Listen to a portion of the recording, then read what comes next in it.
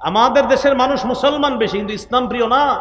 আমাদের দেশের মানুষ মুসলমান, কিন্তু ইসলাম প্রিয় না।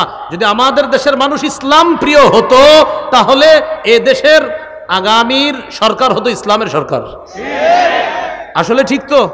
তাহলে ইসলামের সরকার গঠন করে দেখা দেন, এটা তো মাঠের বাইরে গেলেই ভুলে যাবেন।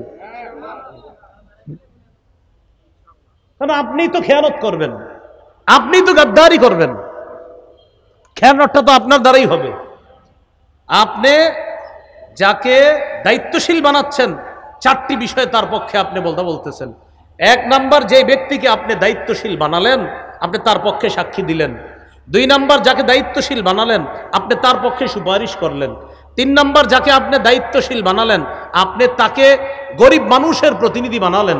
চার নাম্বার, যাকে আপনি দায়িত্বশীল বানালেন, তার সমর্থন করে আপনি আপনার আমানতটা এখানে প্রয়োগ করলেন। এবার বলি, এক নাম্বার, যাকে দায়িত্বশীল বানালেন, তার পক্ষে আপনি সাক্ষী দিলেন। আপনি সাক্ষী কি সত্যের পক্ষে দিলেন না মিথ্যার পক্ষে দিলেন, সেটার জবাবদিহিতা করার জন্য আপনি তৈরি থাকেন। দুই নাম্বার, আপনি যাকে দায়িত্বশীল বানালেন, তার পক্ষে আপনি সুপারিশ করলেন। আপনি যার পক্ষে সুপারিশ করেছেন, এই পক্ষ সেটা কি সঠিক ছিল নাকি বেঠিক ছিল, এটার জবাবদিহিতা করার জন্য আপনি তৈরি থাকেন। তিন নাম্বার, আপনি যাকে গরিব মানুষের প্রতিনিধি বানালেন, এই প্রতিনিধি বানানোর ক্ষেত্রে আপনি যে তাকে অথরিটি প্রদান করলেন, এই অথরিটি কি সঠিক প্রদান করলেন কিনা, কিয়ামতের ময়দানে রবের সামনে দাঁড়ানোর জন্য তৈরি থাকেন। চার নাম্বার, আপনি যাকে দায়িত্বশীল বানালেন, আপনি সমর্থন করা মানে আপনার আমানত এখানে আপনি প্রয়োগ করলেন, আপনার আমানত সঠিক জায়গায় প্রয়োগ করেছেন কিনা, এটার জবাব দেওয়ার জন্য আপনি তৈরি থাকেন। আমি সত্যি বলছি, আমি পড়াশোনা করেই বলতেছি, আল্লাহর কসম, এই চারটা জিনিসের জন্য আপনি তৈরি থাকেন। আপনি সাক্ষী দিয়ে, আপনি যাকে প্রতিনিধি বানাচ্ছেন, আপনার সাক্ষী যদি সত্যের পক্ষে হয়, আপনি মুক্তি পেয়ে যাবেন। আপনি যাকে প্রতিনিধি বানাচ্ছেন, আপনার সুপারিশ যদি সত্যের পক্ষে হয়, আপনি নাজাত পেয়ে যাবেন। আপনি যাকে প্রতিনিধি বানাইলেন, যদি সে সঠিক যোগ্য ব্যক্তি হয়, তো আপনি নাজাত পেয়ে যাবেন। আপনি যাকে প্রতিনিধি বানালেন, যদি আপনার এই সমর্থনটা সঠিক জায়গায় হয়, তো আমানত যথাযথভাবে পুরা করার কারণে আপনি নাজাত পেয়ে যাবেন। উল্টা যদি বিপরীতটা হয়, তো আপনি ব্যর্থ, আপনি আল্লাহর কাছে ধরা খাবেন। এই কাজ আপনাকে জাহান্নামী বানাতে পারে। তাই আগামীতে বলার আগে, করার আগে, চলার আগে, হাত চালানোর আগে আপনি চিন্তা করবেন, আমার বলা, আমার স্পর্শ করা, আমার পায়ে চলাটা, এটা আমানতের খেয়ানত হচ্ছে না তো? আমার মুখের সাক্ষী, এটা অন্যায়ের পক্ষে হচ্ছে না তো? আমার সুপারিশ, এটা অন্যায়ের পক্ষে হচ্ছে না তো? আমি যাকে প্রতিনিধি বানাচ্ছি, সে কোনো জালেম না তো? আমি যার পক্ষে সমর্থন করছি, এটা আমানতের খেয়ানত হচ্ছে না তো? এটা আপনি আগামীতে মাথায় রাখেন। এই চার কথা মাথায় রাখেন। আরো 10 জনকে চারটা কথা আপনি শিখাইয়া দেন, যে ভাই, পথ চলতে গেলে চার কথা মাথায় রাখবা। তুমি কিন্তু সাক্ষ্য দিচ্ছ, তুমি কিন্তু সুপারিশ করছো, তুমি কিন্তু গরিব মানুষের প্রতিনিধি নির্ধারণ করছো, তুমি কিন্তু আমানত প্রয়োগ করছো। চার ক্ষেত্রে যেন তোমার একটু উল্টা না হয়। যদি হয়, তো রবের সামনে দাঁড়ানোর জন্য তৈরি থাকেন। এই চার কথা গবেষণা করে আমি বারবার বলি, আমাদের দেশের মানুষ মুসলমান, কিন্তু ইসলাম প্রিয় না। যদি ইসলাম প্রিয় হতো, তো এদেশে ইসলাম থাকতো রাষ্ট্রীয় ধর্ম, এবং সংসদ আর বিচার ব্যবস্থায় থাকতো ইসলাম। তো বললাম যে মুসলিম, কিন্তু ইসলাম প্রিয় না। যদি ইসলাম প্রিয় হতো, তো সংসদ হতো ইসলামী সংসদ, বিচার ব্যবস্থা হতো ইসলামী বিচার ব্যবস্থা। সামান্য কথায় অনেক কিছু বোঝানোর চেষ্টা করলাম। যদি বুঝ থাকে, আকল থাকে, বুঝে নিয়েন। আল্লাহ বোঝার তৌফিক দান করেন। রাসূলুল্লাহ সাল্লাল্লাহু আলাইহি সাল্লাম বলেন, ওই যে ওখান থেকে গেলাম, আলেমদের ফজিলত শুনে যে সুবহানাল্লাহ বলেন নাই? হ্যাঁ, ফাদলুল ইলমি আহাব্বু ইলাইয়া মিন ফাদলিল ইবাদা। রাসূলুল্লাহ সাল্লাল্লাহু আলাইহি সাল্লাম বলেন, আলেমের এলেম অন্বেষণ করা সাধারণ জনগণের নফল ইবাদতের যে মর্যাদা, ফজিলত, এটার অনেক ফজিলত, কিন্তু এটার চেয়েও আলেমের এলেম অন্বেষণের মর্যাদা আমি নবীর কাছে আরো বেশি দামি, আরো বেশি প্রিয়। এখন একটা প্রশ্ন আছে, যে আলেমের এলেম অন্বেষণের মর্যাদা সাধারণ জনগণের নফল ইবাদতের চাইতে ক্ষেত্র বিশেষ কেন বেশি? এটার কারণ হলো এই, একজন আলেমের এক কথায় একটা জাতি, একটা এলাকার পরিবর্তন হয়ে যায়। এই জন্য তার এলেম অন্বেষণের অনেক মর্যাদা। এক আল্লামা আহমদ শফি রহমতুল্লাহ আলাইহির কথায় পুরা বাংলাদেশ এক হয়ে গেছিল। এমন একজন আল্লামা আহমদ শফির খোঁজে আছি আমরা এখন। আবার কি বলেন? না হয় আমরা সবাই মিলে এখন পারতেছি না, যেটা আল্লামা আহমদ শফি একাই পারছিলেন, আল্লাহ তার একার দ্বারা যেটা করেছেন, এখন অনেকের দ্বারাও সেটা সম্ভব হচ্ছে না। তাই আল্লাহর কাছে একজন আহমদ শফি আবারও চাচ্ছি আমরা। আল্লাহ আমাদেরকে অনেক কিছু বুঝার তৌফিক দান করে, কম কথায় অনেক কিছু বুঝার তৌফিক দান করে। এগুলো আজকের 3 নাম্বার আলোচনা। আজকের 4 নাম্বার আলোচনা, গুরুত্বপূর্ণ আলোচনা। আপনারা আমার চেয়ে বয়সে ছোট আছেন, যে বয়সে বড়, মাফ করে দিয়ে শিশুর সামনে ছোট বলাবেন আপনাদেরকে দেখলে তো কিছু বলতে মন চায় না। এগুলো 3 নাম্বার কথা। 4 নাম্বার কথা, উপকারিতা লাভ করার দিক থেকে ইবাদত 2 প্রকার।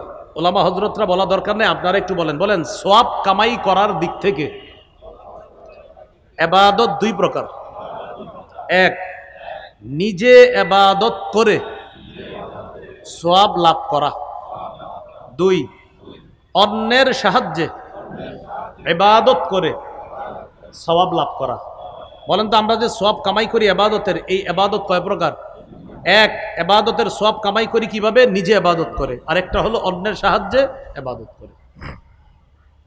নিজে ইবাদত করে সওয়াব কামাই করা, যেমন ফজরের আগের 2 রাকাত সুন্নত কারো সাহায্য করছেন না নিজে নিজে? জোহরের আগের 4 রাকাত সুন্নত, জোহরের পরে 2 রাকাত। আসরের আগে মন চাইলে আর কি 4 রাকাত সুন্নত। এশার আগে যদি সময় থাকে 4 রাকাত সুন্নত, এটা মন চাইলে ঐচ্ছিক পড়লে সওয়াব আছে, না পড়লে কোনো গুনাহ নাই। তো এই যে কাজগুলো করলেন, এগুলা কি অন্যের সাহায্যে না নিজে ইবাদত করলেন? এটা নিজে ইবাদত করে সওয়াব। কোরআনের একটা সূরা বললেন, নামাজের মধ্যে আপনি আলহামদুলিল্লাহি রাব্বিল আলামিন নিজে নিজে ইবাদত করতেছেন। তিরমিজির হাদিসে আছে, মান ক্বারাআ হারফাম মিন কিতাবিল্লাহ ফালাহু বিহি হাসানা ওয়াল হাসানাতু বিআশরি আমসালিহা। কোরআনের একটি অক্ষর যদি কেউ পড়ে, তার আমল নামায় 10টি নেকি লিপিবদ্ধ হয়ে যায়। এটা হলো নিজে ইবাদত করে সওয়াব কামাই করা। 2 নাম্বার, অন্যের সাহায্যে ইবাদত করে সওয়াব কামাই করা। যেমন আজকে এশার নামাজ জামাতে আমরা একা একা পড়ছি, বলেন সবাই একা নাকি কারো সাহায্যে? কার সাহায্যে? ইমামের। বলেন কার সাহায্যে? তাহলে সুন্নত নামাজের সওয়াবটা একা একা ইবাদত করে কামাই করি, আর জামাতের সওয়াব কারো সাহায্যে ইবাদত করে সওয়াব কামাই করি। জামাতের সওয়াব পাইতে হলে কমপক্ষে 2 জন লাগবে, আর একা সওয়াব যেটা কামাই করি এটা একা একা নামাজে। তো ইমামের পিছনে জামাতে যেই সালাত আদায় করি, একা নামাজ আদায় করলে সওয়াব যা পাইতাম, ইমামের সাথে আদায় করার কারণে 27 গুণ বেশি সওয়াব আল্লাহ দান করেন। তো এই জন্য একটা হলো নিজে ইবাদত করে সওয়াব কামাই করা, আর একটা অন্যের সাহায্যে। অসহায় মানুষকে সহযোগিতা কইরা যে সওয়াব পাবেন, এটাও অন্যের সাহায্যে সওয়াব কামাই করা। যেমন সাহায্য করলেন গরিবকে, গরিবের সাহায্যে সওয়াব পাইলেন আপনি, সুবহানাল্লাহ। আবার দেখেন কি বলি, সাহায্য করলেন গরিবকে, গরিবের কারণে সওয়াব পাইলেন আপনি। এই জন্য গরিবকে মাঝে মাঝে দান করলে ওর জন্য দোয়া করবেন, আল্লাহ তোমারে বাঁচায় রাখুক। বাঁচায় রাখুক কেন বলবেন?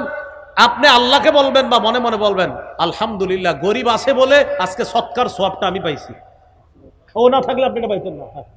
তো গরিবকে দান করার সওয়াব পাইলেন, এটা ওর সাহায্যে। যেমন বুখারীর বর্ণনা 5353 নম্বর হাদিস, আস-সাই আলাল আরমিলা ওয়াল মিসকিন কাল মুজাহিদি ফি সাবিলিল্লাহ আবিস সাইবিন নাহার আল কাইমিল লাইল আল কানিতি বিআয়াতিল্লাহ। রাসূলুল্লাহ সাল্লাল্লাহু আলাইহি সাল্লাম বলেন, কোন ব্যক্তি যদি বিধবা নারীর সহযোগিতায় এগিয়ে যায় অথবা অসহায় মানুষকে সহযোগিতা করার জন্য এগিয়ে যায়, তাকে আল্লাহ কি পরিমাণ সওয়াব দান করবেন? মুজাহিদ জিহাদ করলে যেই সওয়াব, সারাদিন নফল রোজা রাখলে যেই সওয়াব, সারা রাত তাহাজ্জুদ পড়লে যেই সওয়াব, অন্যকে সহযোগিতা করলে আল্লাহ তাকে এই সবগুলা সওয়াব দান করেন। তাহলে আমরা গুরুত্বপূর্ণ 2টি প্রকার শিখলাম ইবাদতের। সওয়াব লাভ করার দিক থেকে ইবাদত 2 প্রকার, একটা নিজে ইবাদত করে সওয়াব কামাই করা, আর একটা অন্যের সাহায্যে। তো এই উদাহরণটা মনে রাখার জন্য সবসময় মনে রাখবো, সুন্নত নামাজগুলা আমরা নিজে নিজে ইবাদত করে সওয়াব কামাই করি, আর ফরজ নামাজ অন্যের সাহায্যে ইবাদত করে সওয়াব কামাই করি। এই জন্য ইমাম সাহেবের বেতন বাড়াইতে গেলে আমরা 5-6 মাস মিটিং করি, তাও 500 টাকা বাড়াইতে গেলে অনেক টেনশন, যে হুজুর এত টাকা দিয়ে করবে কি। এটা এমনি বললাম আর কি কথাটা। এগুলো আজকের 4 নাম্বার আলোচনা। আজকের 5 নাম্বার সর্বশেষ আলোচনা, এটা ওলামা হযরত ছাড়া যারা আছেন আমার সাথে একটু বলেন, মাধ্যম হিসাবে ইবাদত 5 প্রকার। অর্থাৎ আমরা 5 মাধ্যমে ইবাদত করি। সবাই বলেন। এক, কলব দিয়ে ইবাদত করি। দুই, মুখ দিয়ে ইবাদত করি। তিন, শরীর দিয়ে ইবাদত। চার, অর্থ সম্পদ দিয়ে ইবাদত। পাঁচ, অর্থ সম্পদ এবং শরীর দিয়ে ইবাদত। এবার আপনারা বলেন তো এক নম্বর কি দিয়ে? কলব দিয়ে। আপনারা বলতে হবে এক নম্বর কি দিয়ে? এটাকে বলে আত্মিক ইবাদত। কি ইবাদত? মানে আত্মিক, আত্মার সাথে সম্পর্ক। দুই নম্বর যেন কি দিয়ে? এটাকে বলে মৌখিক ইবাদত। তিন নম্বর যেন কি দিয়ে? শরীর। এটাকে বলে শারীরিক ইবাদত। চার নম্বর অর্থ সম্পদ, এটাকে বলে আর্থিক ইবাদত। পাঁচ নম্বর অর্থ সম্পদ এবং শরীর দিয়ে, এটাকে বলে আর্থিক এবং শারীরিক ইবাদত। এবার বলেন তো এক নম্বর কি দিয়ে ইবাদত করি? কলব দিয়ে যে ইবাদত করি, যেমন বিশুদ্ধ নিয়ত করা, এটা কলবের ইবাদত। আজকে এশার নামাজ যারা পড়তে আসছেন, মসজিদ থেকে বের হয়ে, বাসা থেকে বের হয়েছেন মসজিদের উদ্দেশ্যে, তো এশার নামাজ পড়তে আসছেন যারা, মনে মনে নিয়ত ছিল কি ফজর পড়া না এশা পড়া, বাস নিয়ত হয়ে গেছে। সহিহ বুখারীর 1 নম্বর হাদিস, ইন্নামাল আমালু বিন্নিয়াত, আমলের প্রতিদান বিশুদ্ধ নিয়তের সাথে। তাহলে আজকে থেকে মনে রাখবো, কখনো যদি কেউ জিজ্ঞাসা করে আচ্ছা কলবের ইবাদতের একটা দৃষ্টান্ত দাও তো, সাথে সাথে বলে ফেলবেন বিশুদ্ধ নিয়ত করা, এটা কলবের ইবাদত। মনে থাকবেন ইনশাআল্লাহ। আচ্ছা আপনারা বলেন তো কলবের ইবাদতের একটা দৃষ্টান্ত বলেন তো। নিয়ত করা। আরেকটা আছে, বলেন ইখলাস, কলবের ইবাদত। ইখলাস কিসের ইবাদত? ইখলাস দেখানো যায় না, কোথায় থাকে? কলবে। যেমন একটা দৃষ্টান্ত দিলে সহজে মনে থাকবে সারা জীবন। আমি বলবো, আপনারা জবাব দিবেন। কোরআনের যতগুলা সূরা আছে সব সূরার নাম সূরার মধ্যে আছে। কোরআনের যতগুলা সূরা আছে সব সূরার নাম সূরাতে আছে, একটা সূরা ব্যতিক্রম আছে। আচ্ছা কিছু সূরা পড়ি আমরা। আউযু বিল্লাহি মিনাশ শাইতানির রাজীম, বিসমিল্লাহির রহমানির রহিম। ওয়াইলুল লিকুল্লি হুমাজাহ, সূরার নাম কি? তাহলে সূরার নাম হুমাজা, সূরার মধ্যেও পেয়ে গেলাম হুমাজা। আলাম তারা কাইফা ফাআলা রাব্বুকা বিআসহাবিল ফিল, সূরার নাম, সূরাতেও পেয়ে গেলাম কি? ফিল। লিইলাফি কুরাইশ, সূরার নাম আরাআইতাল্লাযী ইউকাযযিবু বিদ্দীন, এই সূরাটির শেষ আয়াত হলো ওয়ায়ামনাউনাল মাউন, সূরার নাম ইন্না আ'তাইনাকাল কাউসার, সূরার নাম, সূরাতেও কি আছে? কাউসার। এরপরে দেখেন কুল ইয়া আইয়ুহাল কাফিরুন, সূরার নাম কি? বলেন সূরার মধ্যে কাফিরুন আছে না নাই? আচ্ছা। ইযা জাআ নাসরুল্লাহ, সূরার নাম কি? নাসর, সূরার মধ্যে নাসর আছে না নাই? তাব্বাত ইয়াদা আবি লাহাব, সূরার নাম, সূরার মধ্যে লাহাব আছে কিনা? আচ্ছা। এরপরে একটা সূরা বাদ দিয়ে পরেরটায় যাই। কুল আউযু বিরাব্বিল ফালাক, সূরার নাম কি? ফালাক শব্দটা সূরার মধ্যে আছে কিনা? কুল আউযু বিরাব্বিন নাস, সূরার নাম কি? নাস আসেনি সূরার মধ্যে, একটা সূরা বাদ রাখছি না, কি নাম বলেন তো? আচ্ছা সূরার নাম কি? এবার আমি সূরাটা পড়ি, দেখি ইখলাস শব্দটা বের করি আমরা, দেখি। কুল হুয়াল্লাহু আহাদ, পাইলাম না। আল্লাহুস সামাদ, পাইলাম না। লাম ইয়ালিদ ওয়া লাম ইউলাদ ওয়া লাম ইয়াকুল লাহু কুফুয়ান আহাদ, কোথায়? নাম তো ইখলাস, সূরার মধ্যে কি না ইখলাস? আল্লাহ আমাদেরকে শিখাইতে চায় ইখলাস দেখানো যায় না, তাই সূরার নাম রাখছি ইখলাস। এটা যেহেতু দেখানোর জিনিস না, তাই সূরার মধ্যে এটা না দেখায়া তোমাদেরকে শিক্ষা দিলাম ইখলাস দেখানো যায় না, এটা এখানে রাখতে হয়, এটা শুধু আল্লাহ দেখে, এটা অন্যকে দেখানো যায় না। তাই ইখলাস সূরার নাম, সূরার মধ্যে শব্দটা না রেখে আমাদেরকে শিক্ষা দিলেন এটা দেখানোর জিনিস না, এটা লালন ধারণ পালন করার জিনিস, এটা শুধু আমি আল্লাহ দেখি। মনে থাকবে নি? তাহলে সব সূরার নাম সূরাতে আছে, একটা সূরার নাম ইখলাস, শব্দটি সূরার মধ্যে নাই, তবে সূরার পরতে পরতে ইখলাস আছে। আল্লাহ এক, আল্লাহ এক, এটা বিশ্বাস রাখতে হবে একদম অন্তরে, ইখলাস। এটা আল্লাহ অমুখাপেক্ষী, হ্যাঁ ইখলাস একদম ভিতর থেকে বিশ্বাস করতে হবে। আল্লাহ সন্তান নেন না, সন্তান জন্ম দেন না, কারো থেকে জন্ম নেন না, এটা একদম অন্তরে বিশ্বাস ইখলাসের সাথে রাখতে হবে। আল্লাহর কোনো সমকক্ষ নাই, এটা শুধু মুখে বললে হবে না, এখানে রাখতে হবে। মানে এই সূরার পরতে পরতে ইখলাস আছে, এটা খুঁজে নিতে হবে, এটা বের করে নিতে হবে, এটা অনুভব করতে হবে, এটা দেখানো বা বলার জিনিস না। তো আল্লাহ শিখাইলেন ইখলাস, এটা দেখানো যায় না, তাই আমি আল্লাহ সূরার নাম ইখলাস রেখে সূরার মধ্যে ইখলাস শব্দটি আল্লাহ কেন দেননি শিক্ষা দিলেন। এই শোনো, ইখলাস দেখানো যায় না, এটা ভিতরে রাখতে হয়। আল্লাহ কত সুন্দর একটা শিক্ষা আমাদেরকে দিয়ে দিল। এই হলো ইখলাস, এটা হলো অন্তরের ইবাদত। অন্তরের একটা ইবাদত প্রথমে বলছি আমি, কি জানি? বিশুদ্ধ নিয়ত। দ্বিতীয় ইবাদতটা বললাম কি জানি? ইখলাস।